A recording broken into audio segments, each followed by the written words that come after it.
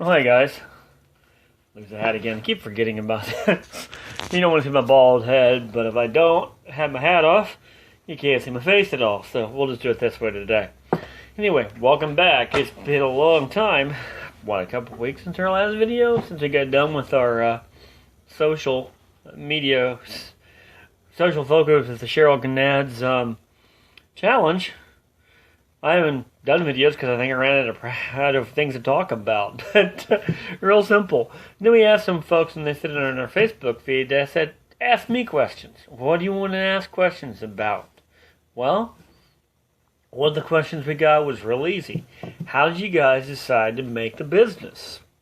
We've talked about it before. There's a big write-up about it on our website, www.msharpening.biz. Look it up, read the whole thing. But the scenario is, the short version, I'll do it this way. The short version is that, Patrick was doing the Entrepreneurship Merit Badge for Boy Scouts. And one of the jobs you have to do there is you have to come up with a business plan and to take a pretend business all the way through it. Now, most Boy Scouts choose like a yard cutting business or some kind of a food service business. Well, Pat and I talked about being a sharpening business for years.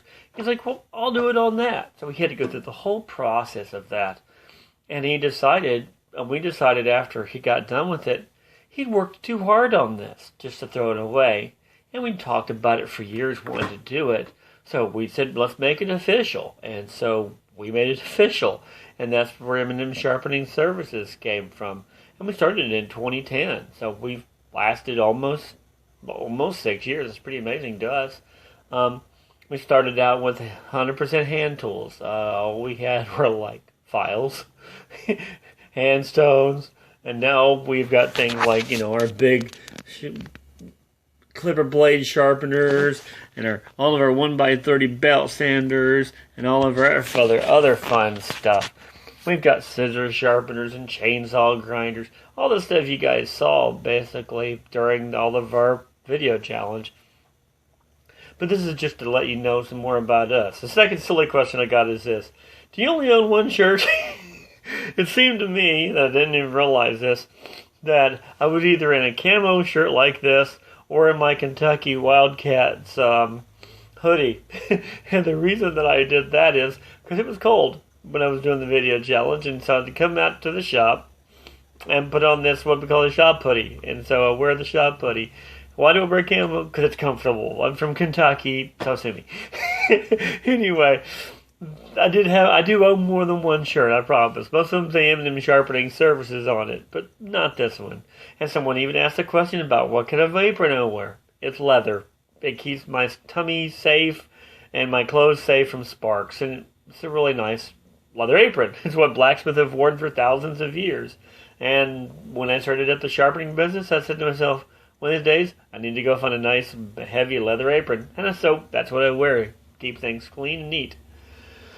One of the couple of the other questions we were asked for is, what do we use when we what do we use for clipper blades, oils, after we sharpen clipper blades? We just use what you guys use. We use the wall oil straight off the shelf. We buy ours from like Sally's Beauty Supply or Sue's Beauty Supply or someplace like that, a big beauty supplier.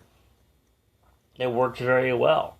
Now for our scissors, same question. What do you use for lubricants? We use sewing machine oil. Same stuff you use. Singer. Go buy a thing of Singer sewing machine oil, and ever so often put a couple drops on your scissors. It makes it work like a dream. And did you know that we sharpen a lot of average everyday Fiskars, or these generic average everyday scissors that people are like, well, can we sharpen those orange-handled scissors or those red-handled scissors? My question for you is going to be, maybe. There's sometimes the scissors that work great on our twice as sharp. Other times, they're just junk. They're just not very nice blades to work on. And I'll be honest, I'm not going to take your money if it's not worth fixing. I'll tell you, it's not worth fixing. Don't go take it away. Happens all the time with knives. We'll get knives in there, just junk. I'm going to look at you in a very polite way of saying, I'd love to take care of you, but not with this knife, because you need to go get something a bit more of higher quality. That's just a quick run through of, yes, I have more than one shirt, of several of the questions you guys have asked us. If you have more questions, give me a holler. If you have ideas for videos for me to make and Patrick to make, I'll make them.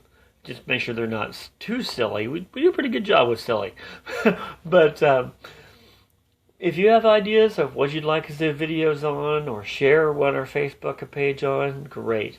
And don't forget to make our lives better and to make our lives easier. If you've used our services and like our services, do us a favor. Leave us a video, leave us a review here on Facebook, over on Google Plus, or on Yelp. Yelp gets a lot of places. We're everywhere. We are. But I always want to say is your greatest compliment is a referral or a reference or a review. I'm sorry. Welcome to 2016. Anyway, guys, Mark Bedden, 316-293-8293. Never a dull moment.